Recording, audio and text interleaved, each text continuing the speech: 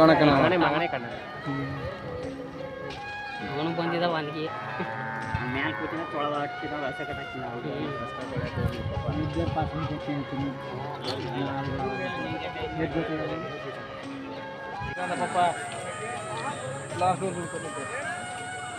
hello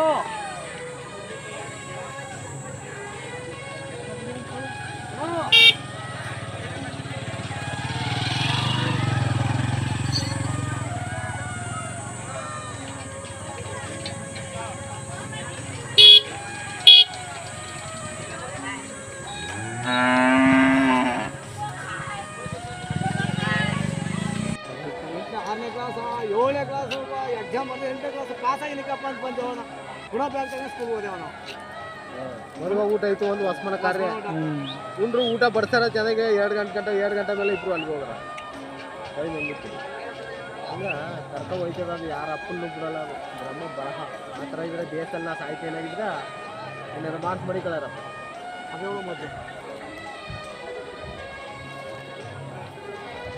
ಈ ಬೀಳೋರು ಆಗಬೇಕು ನೀರು ಎತ್ತಬೇಕು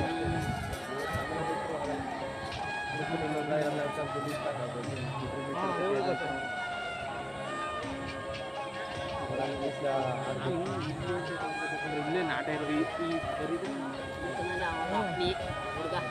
ಆಪೋಜಿನ ಬಂದ್ರ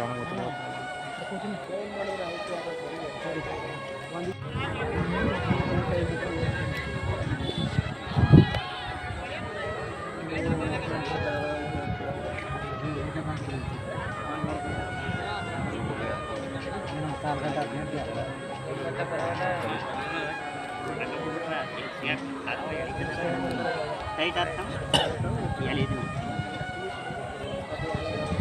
ಜಾಸ್ತಿ ಇದ್ದ